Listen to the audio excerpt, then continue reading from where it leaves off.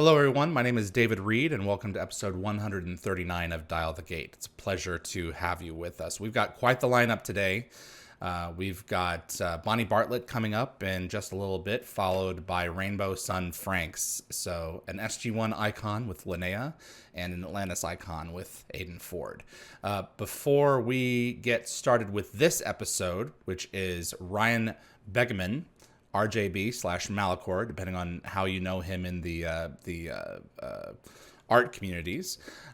If you really enjoy Stargate and you want to see more content like this on YouTube, it would mean a great deal if you click that like button. It makes a difference with YouTube and will definitely help the show grow its audience. Please also consider sharing this video with a Stargate friend, and if you want to get notified about future episodes, click the subscribe icon. And giving the bell icon a click will notify you the moment a new video drops, and you'll get my notifications of any last-minute guest changes. And clips from this show will be released over the course of the next few months on the Dial the Gate YouTube channel. As this is a pre-recorded episode from a couple weeks back. I filmed this a couple weeks ago. Ryan and I will not be taking any questions from the YouTube chat, so I hope you enjoy. We're going to show off a great deal of his artwork and just have a good time with this. So let's go ahead and bring in one of my favorite fan artists, Ryan Begemann. Thanks so much for tuning in. Ryan Begemann, graphics artist. Hello, sir. How you doing? Oh, not too bad for a Wednesday. For a Wednesday. It's hump day. This is good. But this will be airing on a weekend. So for everyone out there, it's a weekend. I came across your work. I guess this was about a year ago at this point. I was scrolling around on, I think, Facebook. Yeah. And I was wanting to start at this point sharing content from fan creators of stuff that really blew my mind. And I came across this design for a kind of what if, like if technology had continued to grow out in the direction that it was growing, if humanity were to make a puddle jumper like they'd made their own spacecraft, so essentially a Stargate shuttle, what would it look like based on the design parameters given to us in the kind of ancient design context? And you had gone and created an Earth-based, reverse-engineered Yep. puddle jumper, and it blew my mind. So I'd like to before an introduction to you or where you got into graphics design, tell us about this design, kind of like up front. Basically, it was really based on the puddle jumper and Yeah. what we could sort of build off of with human technology. So I was trying to take those elements of, what you would see in like helicopters and that, like those shapes, and incorporate it into a puddle jumper design, and sort of build that backstory to it, where they always call it like the pickup truck version of the puddle jumper, just because of how the back drops off. But Right. there's sort of a logic behind that too. Like in my mind, because our technologies wasn't as advanced, I sort of wanted to keep the engine area separate from the crew area. So if there's damage, you don't get contamination. So there's a lot of functionality thought that went into it. And How did you start this particular item? Did you say, I want to just create my own puddle jumper, yeah, or I want to create a version that if Earth were to continue, designing this stuff, this is a well, potential direction they might have yeah. gone? Well, a lot of my art basically sort of starts from like 2014, where it's an alternate timeline where disclosure actually happened. Okay. And in this case, puddle jumpers being very limited, and obviously you can't make any more. There was a need for a smaller ship that could travel through the gate. So they basically took, what worked as far as the puddle jumper, retractable engines, sort of a long body. And so I started with some basic sketches and sort of took the basic puddle jumper look and actually built it into something that looks like it could be built by humanity. Hmm. So This is pretty legit. Was there a consideration there to what's interesting about this design that's very unique about compared to the ancient version is that the back half of the second module that Yeah, trails the ship is exposed.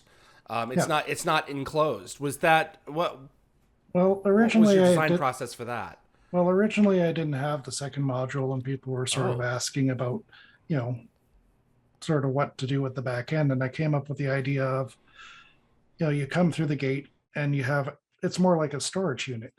So you I come to see. the planet, they drop it off, you have extra weapons and that, and you can scout ahead while having people left behind to guard the gate.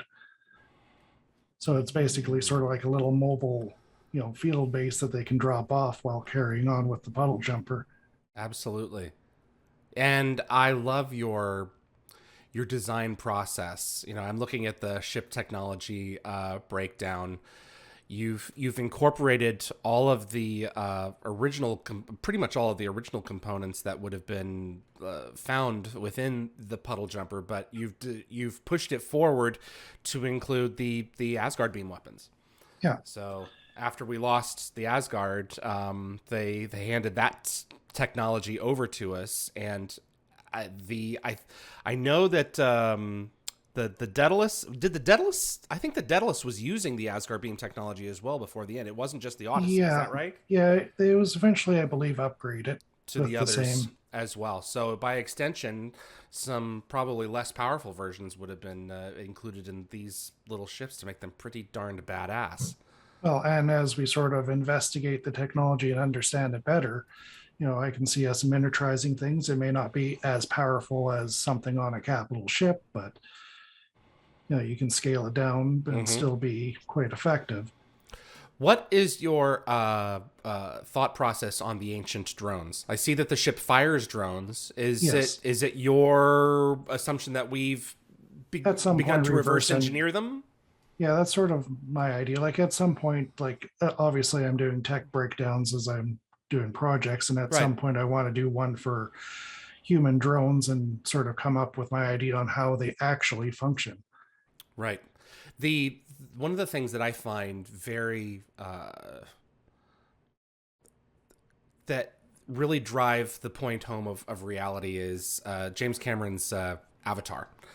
Everything in that world has a scientific process from which it stems. It doesn't. Yeah, It a isn't just functionality. right. It has a functionality. It's not just let's do this because it looks cool. Yeah, And going through this art here, everything has a design functionality. yeah. If it's on there, it's not on there just because it looks cool. It's on there because It this has a ship would function have and to it plays have a part to that. the ship.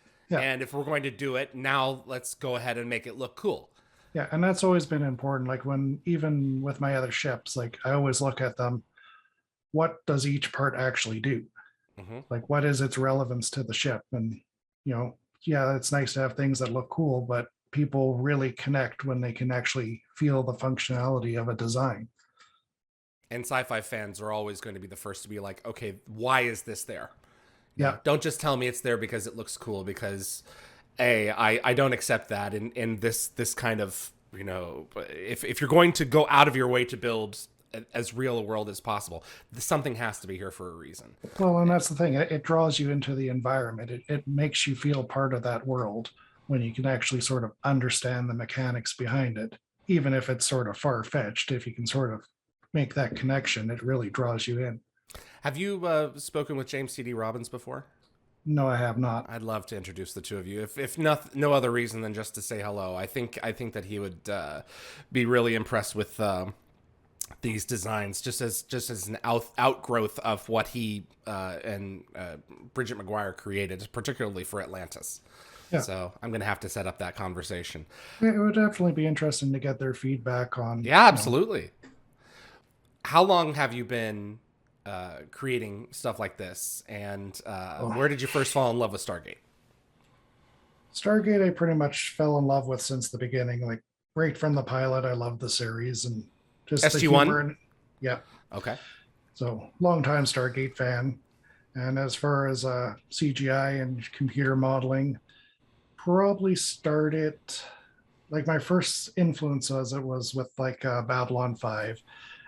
And I started into it probably around 98, 99, very crude stuff. Okay. And that's sort of where I got my sort of feet wet in there. And back then there wasn't really much as far as like everything you learned yourself through trial and error. It's not sort of like today where you have a lot of tutorials and communities to help you. YouTube. Yeah, Yeah. it was the Wild West of sort of the era. And so Have you always that's used the same software, software. or Yeah. have you grown out of from one to another? Well, I basically started with Lightwave, which is actually the same software they use for Babylon 5. Okay. So sort of fun little connection there. And I've sort of stuck with it since. So I think just Star Trek familiar. Voyager was also using Lightwave, if I'm not mistaken, as I well. I think so. Yeah. Like it's played a part in a lot of TV series. Like I have a friend that did some stuff for the new Battlestar Galactica series, and a lot of the stuff he did was through Lightwave as well. Oh, So okay. it plays a huge part in sort of TV sort of sci-fi. This wouldn't be a particular individual who was featured in the Trekkies films, would it be? Uh, don't know. Okay. I forget. Gabriel Corner. No, not him. Okay, so Gabe was a big Stargate fan or Star Trek fan, and was picked up to do a lot of some of the more amazing shots in Battlestar Galactica. But there's a huge pool of talent out there Yeah, that gets found in the fan community and gets brought in to do these passion projects, yeah, and that's like where Bab 5 and Battlestar. yeah, and a lot of my friends in the 3D community are sort of like that. They started off as fans and they sort of got tied up into different shows, and it's sort of very inspiring to see that. Take me through some of your designs here. This is the main reason that I wanted to bring you on, was to really show off kind of your archive of stuff, and big thanks to you for organizing them into a kind of narrative, if you will. If you wouldn't mind just taking us through, and I will display these items as we go, and I'll ask you some questions as are pertinent to what we have. Stargate is arguably more of a land-based series. You've kind of taken to the stars with more of the ship-based technology Yeah. and explored from there. So where would you like to take us first? Uh, well, if we wanted to sort of start at the beginning of Yeah. where my art started, which would have been with the, I think the Excalibur was my first Stargate design. What year would this have been? Oh, that would have been 2014, I think I started on that. Okay, so long after Universe wrapped. Yeah. Or no, sorry, it would have been 2007. Because Oh, because the Excalibur I came up with during the first season of Atlantis. okay. And in the first season, they had that satellite weapon that they used to cut through the Wraith ships. Correct. And I really love the concept. And Of the satellite weapon? Yeah. And the Okay. Excalibur is actually built around that concept. Like on the side of it is actually a pair of weapons that are based around that technology. Oh, I can see that. Absolutely. And also, I see the nose of. Well, it's more of a reminder of the Daedalus look, but there's some Prometheus in there as well. Yeah. Well, and that's the hard thing too. Like for Stargate, you really only had two human ships to work with. Right. So to sort of expand from that while still keeping that feel that the show has created has been quite a challenge.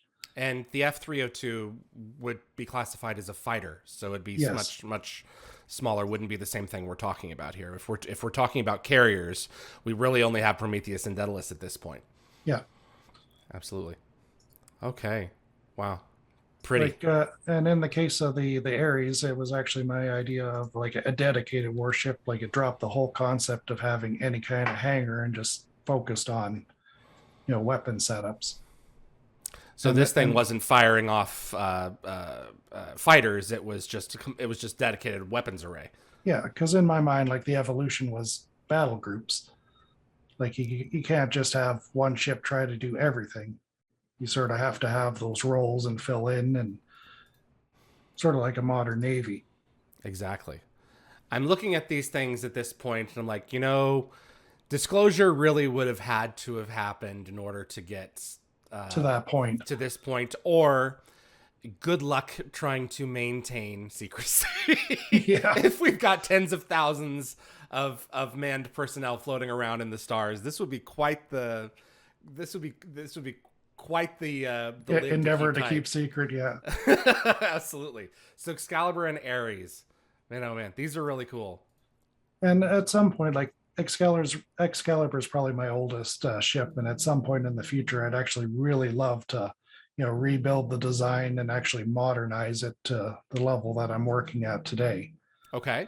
So that's something sort of to look at some point in the future. Okay. Legit. What's next? Really, the next one would have been the Phoenix, and that's probably the design that I'm probably most well known for. Is And this Sam's Phoenix? it for me, it sort of goes back. I was like a big part on Gate World way back in the day, Ah, okay. I and remember those days. and we had this huge mega thread on ship designs. And towards the end of Atlantis, they were talking about having an episode with the Phoenix in it. Yep. And they posted some screenshots, and you could see on the bridge that on the consoles there, was a shape of the ship, and everybody thought it was going to be a brand new ship. Right. So the episode finally came, and it was basically another Daedalus class ship, and there was a huge amount of disappointment in our sort of design group. So for me, it was, what could I do with the Daedalus to take Asgard technology Yes. and completely modernize the design? So it's sort of like my alternate universe where, the Phoenix became the George Hammond in our universe. And in this one, the Phoenix existed, but it became a modernized version using Asgard technology. I see your wings. I see Yes. the wings off to the sides here, which are kind of indicative of the Beliskner and the Daniel Jackson scene in later seasons of SG1 here. It's kind of like echoes the Apple Core kind of shapes. And for me, like when I looked at Asgard designs and I saw those wings, I always thought they were like some sort of gravimetric, sort of inertialess engine to sort of guide the ship. So for me, that was sort of our evolution into better engine design. Okay. And sort of one of the other elements I included on it is sort of the ring in the front. If you remember the Bliskspinner, it had a bunch of circles along the neck section. Yes. So I wanted to bring those elements into the ship to sort of bring that heritage in. And even along the bottom, I actually incorporated like a human version of the neutron ion generator that they had running along the length of the underside of the ship. I see there. Yeah, these tube shaped, and on the front end of it here, I'm sorry, the only thing I can think of is just a great big watch battery. If we turn this door open, this whole thing will pop out, or a super gigantic Stargate. Yeah, a lot of people ask me if it was like a giant ring transporter. I'm like, no, it's just design. It's just, something to sort of make that connection between the heritage of the past technology. Yeah, this cone shape, not cone shape, this cylindrical shape that runs through the bottom of the ship, just like it did on the Blister. That's really cool. I did not notice that before. Yeah, that's legit, man. Well, and that's the thing. Like with my designs, I really try to incorporate a lot of functionality and a lot of little Easter eggs from the series. Well, they were there for a reason, so they would be here for a reason. Yeah, just makes sense. Absolutely. Cool. What else do we have? Well, we sort of talked about the puddle jumper. Yes, we did. So I don't know if you sort of want to, like, I have a folder with some mixed designs. If there's any specific designs that you sort of want to discuss. I'm still just kind of mesmerized by the intent to create something out of a furtherance of the technology of the ancient design. I like the idea that this ship could have been modular, so that you could, like an 18-wheeler, attach a different unit to the back of it depending on the mission. So like a mission-specific module design. Is that what you were going with here? Well, yeah, like it sort of originally didn't have that design. So people sort of asked about why it sort of had the pickup design. So I sort of joked to myself, well, let's go with the whole pickup idea and actually put something in, the back bed of it. And I started with one module, and down the line that I do want to sort of do different modules for it. So Okay. it sort of does tie into that whole modular concept. Yeah, it And works. you can sort of see that in like one of my other designs, the Abydos class. And that whole ship is based around the concept of being modular. I'm looking up the Abydos class right now, and it's almost got like a different array of engines. Well, the concept behind it, if you look at the second picture, Gunships. yeah, it's Gunship at pod. this, yeah, because basically the center part is its own ship, Okay. and the side wings are designed to be able to be detached and changed out with different setups. So at this point, I've only done the gunship module, which makes it basically like a support ship to a larger group of ships. But down the line, I want to do like a heavy weapon module where it would have like heavier weapons and even like a troop transport setup and even possibly like a hangar fighter setup. Okay. So depending on the mission, it can be refitted to fit the role that it needs to be. And the idea of it sort of grew from the concept that, building these big ships is extremely costly. So Correct. building a fleet of smaller ships that can be, modified to specific missions, especially, post disclosure while you're still building up your fleet, still trying to defend Earth, would be sort of a good beginning point. Tell me about the Fenrir class. Yeah, the idea behind that is basically like a patrol ship transport. So, you'd have your big ships off doing their missions, exploring the galaxy, but you'd still need something left at home or around your colonies to sort of defend it. So the Fenrir was sort of like my smaller ship that would basically protect your planets. It would move, troops around as needed, just because the gate is not always the most easiest transport method if you're moving large quantities of, people through it. Like we've seen in the show, like the Gould bringing a.k.a. ships and basically amassing forces and not using the gate for that. So a very similar sort of concept. Okay. And the Helios? That originally started as a commission that I was doing, and unfortunately, it sort of fell apart at the end. So, but the concept behind that was like a long-range strike ship. So it's sort of like the Daedalus on steroids. Like I always joke, it's like if the Daedalus went to the gym and worked out a little bit extra.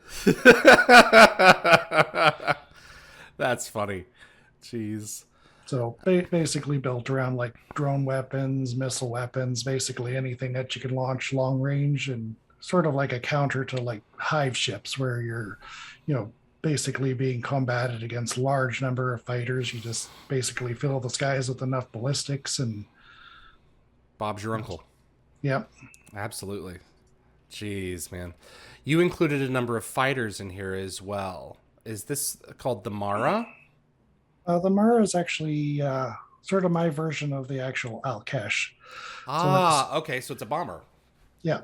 So it does have a troop capacity, but it's more for like a special forces group. So in my mind, it was sort of like, let's say your Stargate is under enemy control. So you'd bring in this ship via hyperspace. It would come in, lay down bombing fire, deploy troops, and then the troops would basically take back your gate so that you could move your forces in via the gate itself. Wow. And I see you did your own design, advancing forward on the F302 design. You created the F. Is it the 322? 322 Valkyrie.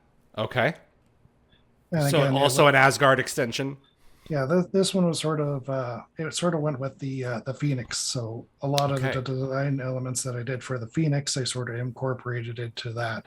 So it was sort of like taking the 302 and cramming as much Asgard technology into it as you could.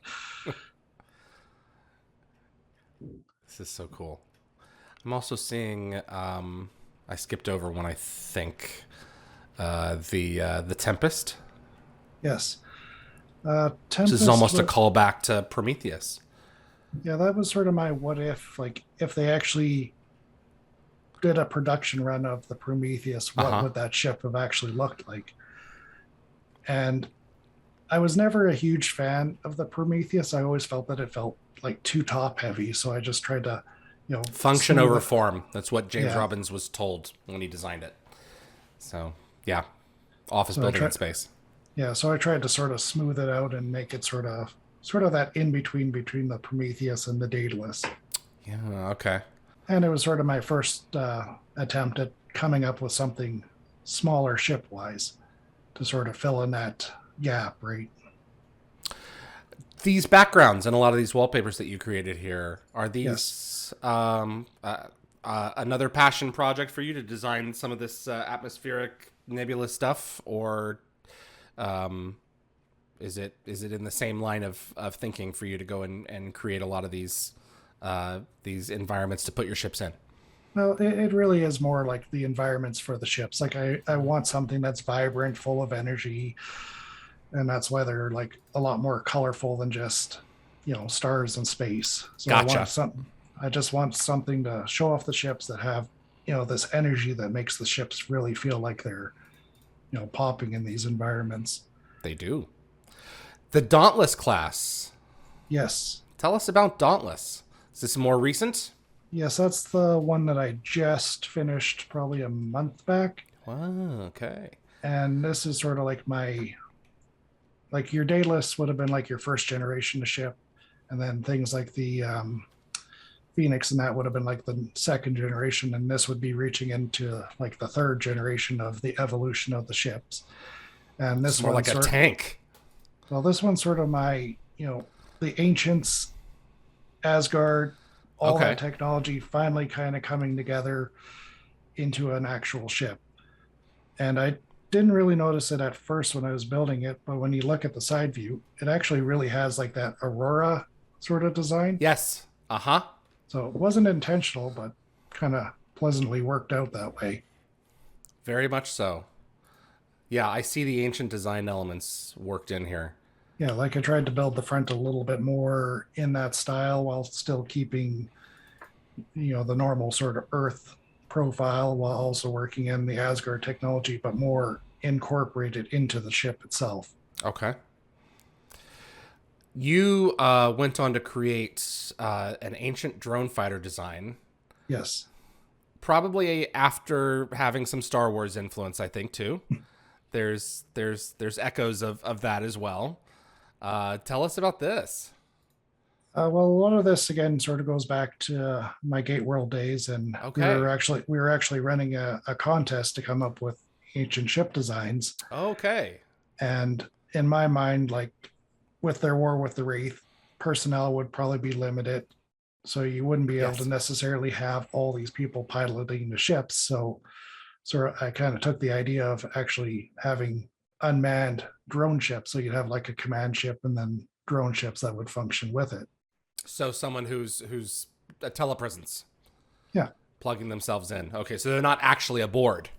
Yeah, like Okay. it would be sort of like a mix of technology. Like you'd have a person in command of the ship, but the ship would also be able to make certain choices within a limited range of its own. Okay. And then an ancient bomber Yeah. and destroyer. These are legit. Sorry, I'm kind of going fan crazy here. I wanted to save some of these before I actually looked at them in detail. And so I'm going like, oh my gosh, these are cool. I have a bit of a challenge for you Okay. that I'd like to place out there.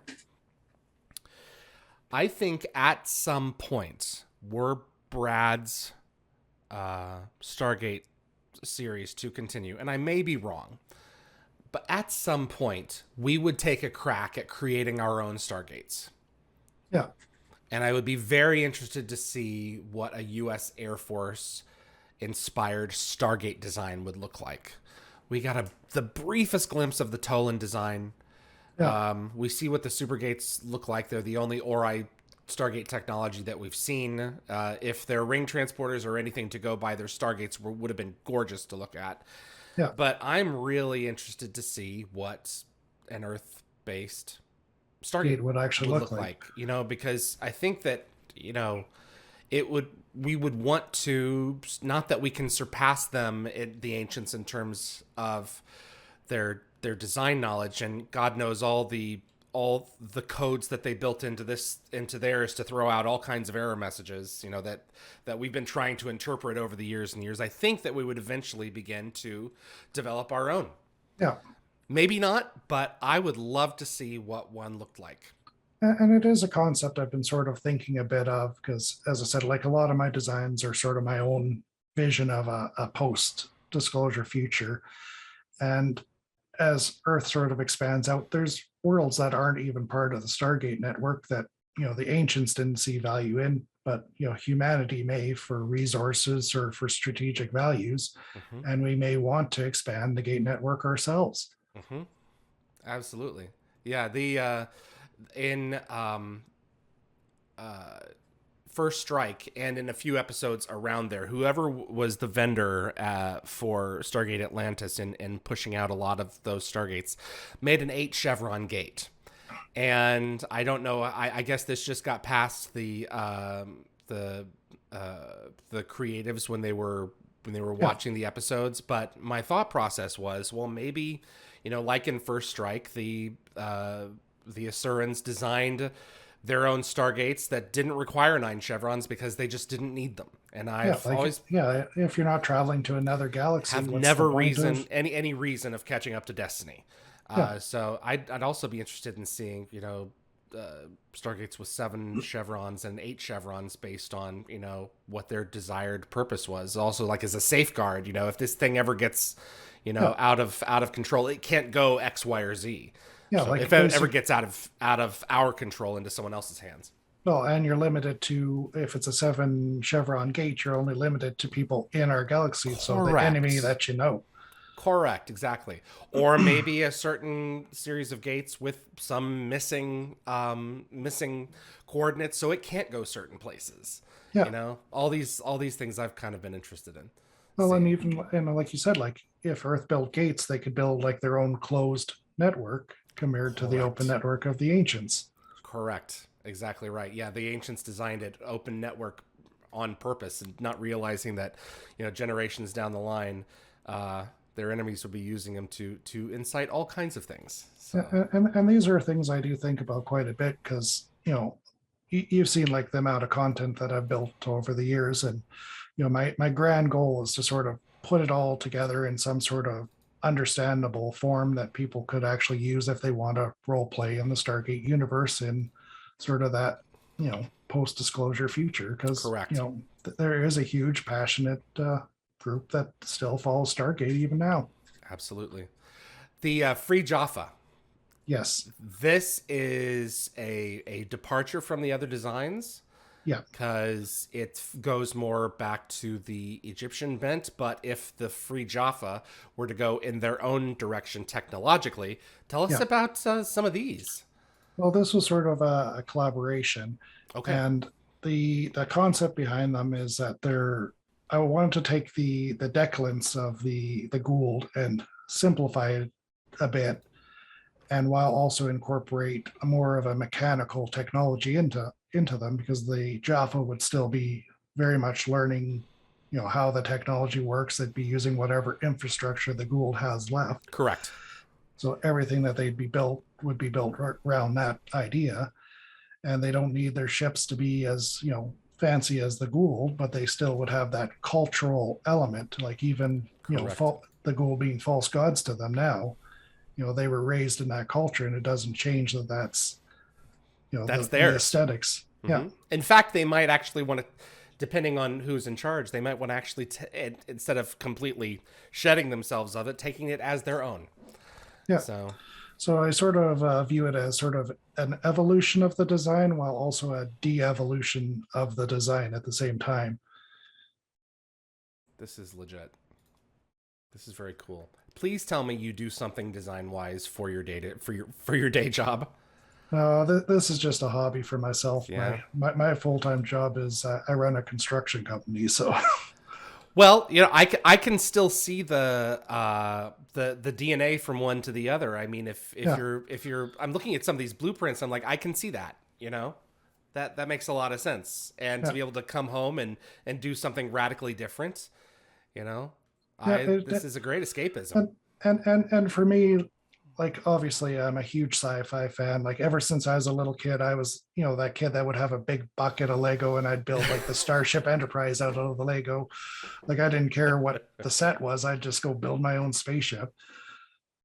I have 3 Enterprises in this very room, so I hear you. Absolutely. So for me, like the art is my way of expressing like my love of sci-fi, my love of ships, but it's also my way of connecting with my fellow fans in, the different fandoms. Like as I said, Stargate fans are extremely passionate. They haven't gone away over the years. Nope, And not at all. I love talking with them. I love sharing the designs with them. I love getting the feedback. And probably my favorite part is back in our Gate World days. Um, there was one guy that was inspired by my work. He did some CGI work, and then later on, his daughter eventually got into the show and into CGI. And the reason that she got into it is because her dad was very influenced by me, and it's very humbling that what you can do can really like spear on this whole nother generation of people passionate in the show, passionate into design, passionate into creating their own designs. Absolutely. You never know where your work is going to be seen and what it's going to do to someone else's creativity, what spark it's going to give them. I mean, one of the reasons that I've been thinking about a Stargate based or an Earth based Stargate design, and not because I have the design chops to pursue it, but to invite other people to, is the fact that your work is so amazing, and I just thank you so much for allowing me to share some of these pieces. Yeah. You're also pursuing a 3D approach now. Yes. Am I correct about this? Yes. So I did one of the three Wow. can't go English, but the 322 Valkyrie fighter. So it's sort of a different experience, like to create these models in software and see them on your screen, but to actually physically, pick up the model, hold it, rotate it around in your hands, and sort of actually play with it. Like I've also done one of the wow. Look at all the detail. It yeah, really came. It really popped out. yeah, and that's from a filament printer too. Wow. So at some point, I do want to get one a resin printer, and I'm sure I can get a little bit more detail out of them. But I was absolutely blown away by the amount of detail that you can sort of get out of it. Mm-hmm. And sort of going with those, I've also sort of been expanding into I talked about the role playing element. Yes. So I've been sort of coming up with like little elements for because one of my ideas was like, okay, so Jack loves Star Trek. A communicator. Communicator for it sure looks like it. So what would a Stargate based communicator look like? Well, we saw in 200. Yeah. So that's really cool. Very legit, man.